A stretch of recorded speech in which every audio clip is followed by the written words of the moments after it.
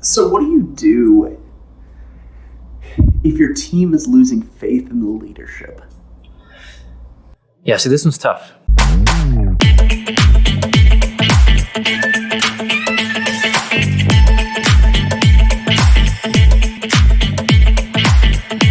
Welcome to Coffee with Kevin.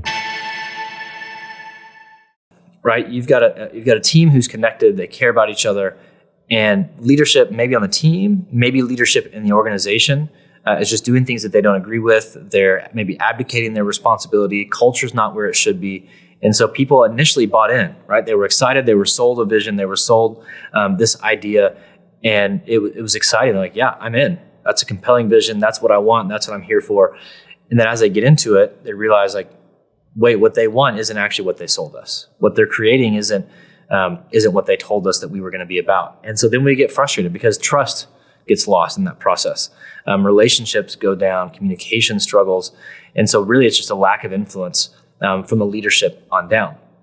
So I think a couple of things, if I'm a part of a team that's in an organization or a team like that, number one is trying to figure out why. What happened? Like, people aren't waking up choosing to be bad leaders every day. They're not choosing to create a different culture than what they sold you on. There are always things behind it. And it could be insecurity. It could be fear. It could be ego. It could be they're getting pressure from outside, from something else that's dictating the way that the certain decisions that they make. And that's not being communicated clearly to you. So you're just assuming the worst. So number one, stop assuming the worst, right? Assume there's something else at play that's causing them to not be who they said they were, or to cause them to not create the culture and the vision and the values that they said they were actually about. And you do that by just sitting down. Hey, if you're a leader on the team, I would go sit down. Say, hey, can you walk me through what's going on? Because what's happening isn't good. I'm not blaming you for any of it, but here's what's happening. Do you see it? Do you need help? What can we do to lessen your burden? Right, and that's a great thing for people to learn to lead up, is figuring out how can we lessen the burden of our coach, of the CEO, of our boss.